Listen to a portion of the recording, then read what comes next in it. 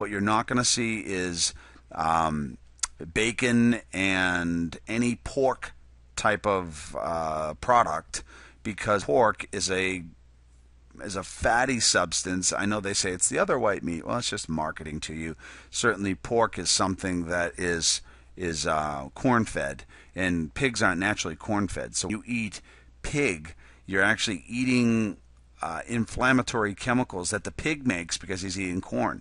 And after eating pig for a while, whether it's bacon, sausage, ham, it's not a good idea. It just doesn't work well for your body. Now, yeah, once in a blue moon, who's going to say, against that? But don't be eating that on a consistent basis. You look down and you'll also see ricotta cheese. If you're an Italian like me, we always love that. Mozzarella and mozzarella sticks. Those are wonderful choices of protein. And in the cheeses, man, for really being Italian, it's the grated Parmesan. Nothing like it.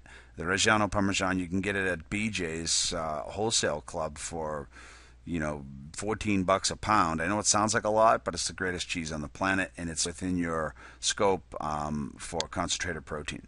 All right, so let's pick some proteins and put them in. So I'm going to move back over, and we'll move up to morning meal. So let's throw in our morning meal. Let's call it 2 eggs, because 2 eggs are on the plan for the day. Now I could go 2 eggs, 3 eggs, and 1 yolk for 4 eggs, but I don't want to do that. So we're going to say 2 eggs. I think I might shrink this down a little bit too. Let's get it back to 200, maybe 150. Okay, so you're using 2 eggs to start with. Now, that's a protein, so you go over to the left here and you put a slash. You got 1 serving done. Now, for breakfast, you don't have to eat breakfast the way America eats breakfast. It doesn't have to be, pancake, cereal, and a fruit and a yogurt. It could certainly just be a piece of salmon and broccoli for breakfast. The body doesn't know the difference whether you're eating breakfast or dinner. It just knows what it's looking for. So let's start out with 2 eggs, and we'll go into add some oatmeal. So I'm going to go 3/4 cup of oatmeal.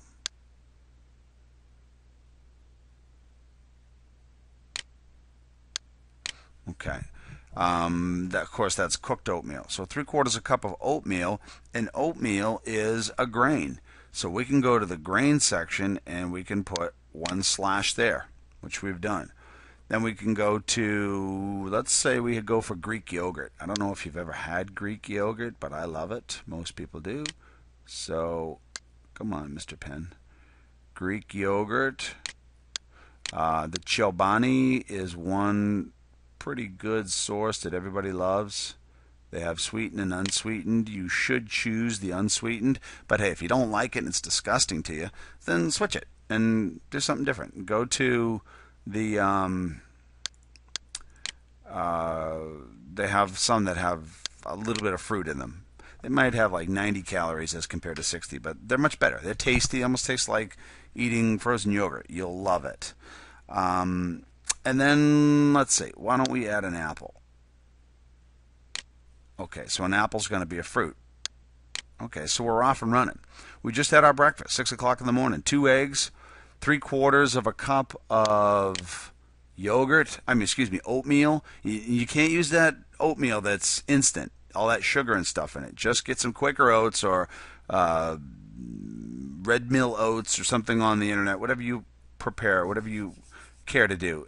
And then have the oatmeal, the yogurt, and the apple. Now, snack time comes 9 o'clock. You're like, what am I going to have? Why don't we add some nuts and seeds, and we'll start with almonds. How many? About 12 to 18 almonds. Take a small handful. You don't have to go nuts. Just grab a handful of almonds and start nibbling them. Let's add something else, though, because we can. Let's go with blueberries. Blueberries are fabulous berries. You could add strawberries or any type of raspberries if you want, but blueberries are pretty easy to get in the Northeast, of course, and they're massively strong in antioxidants. They're excellent for the brain. They're low glycemic. They'll keep your blood sugar moving along and keeping your insulin and your whole diabetic thing, if you will, under control. So almonds and blueberries, good choices for a snack at 9 o'clock in the morning. That keeps you going so you don't get hungry. Noontime comes and you've got to eat. Hopefully you've prepared and planned in advance. So let's put something in that most Americans are pretty down with. Let's call it a grilled chicken breast. I'm going to do chicks for that and breast. Save time here. Okay, so grilled chicken breast. Certainly you can, add salt and pepper and garlic and try to cook it up on the grill maybe a day or two in advance so you have 2 or 3 of them waiting for you in the fridge rather than saying, geez, I don't have time to cook. Slice them up. We could put that over a salad, which is a cool idea, or just eat it as is. But let's say you put it on top of a salad. So let's make a salad. By the way, chicken breast. Let's go ahead and, whoops, a daisy. Let's put chicken breast up here, and we've got another serving of protein which is done. The chicken breast can now become part of a pretty good salad. So when we talk about salad, what I like about this is that salad is going to eat up a lot of our category 1 vegetables, which are everything here at the top of the screen. I'm going to just do this here at the top of the screen, okay? So there are tons of different options, and you can eat all you want of category 1 vegetables. Matter of fact, the category 1s, you need to be a minimum, if you see here, you need to be a minimum of 3 to 4 servings anyway.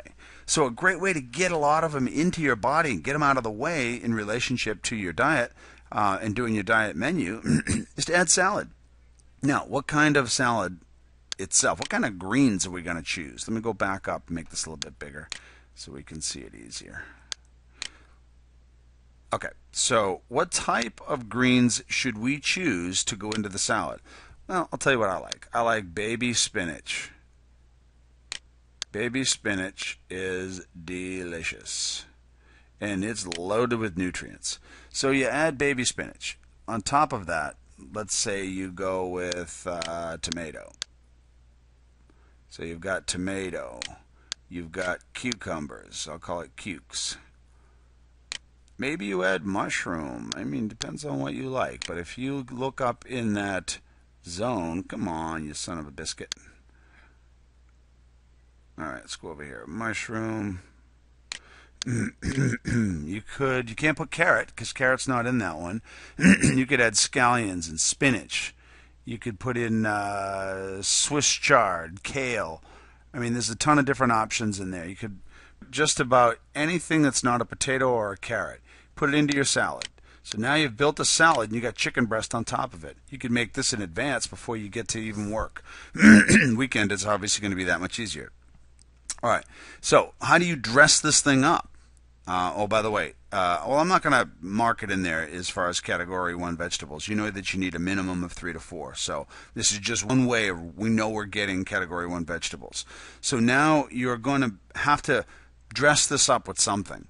So let's say you make your own vinaigrettes, which is probably a good idea. If you take extra virgin olive oil and you add in things like, well, first of all, balsamic vinegar is a great way to work with extra virgin olive oil. But if you go to the internet and you look up how to make vinaigrettes, man, you could take Kalamata olives, a little bit of anchovy. You could take garlic itself and mash it up and like minced garlic and whip it all together to make your own vinaigrettes. And they're wonderful. You can do that. Have a ball with all the spices you want and add it to your salad. I just want to tell you, be careful about the size of the be careful about the size of your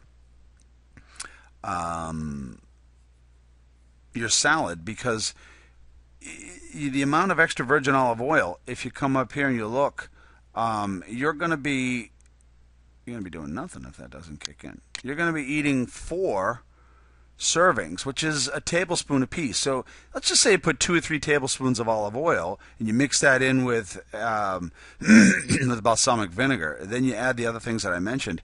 Then you can put that on your salad. But if your salad's huge, it's a pain in the butt because you're not getting enough of the dressing on a giant salad. So try to keep your salad, in a semi-small bowl. So I'm going to call it EVOO. I know I didn't coin that phrase. Let's see if I can find something else that will write on there. How about my finger? EVOO. And there you go.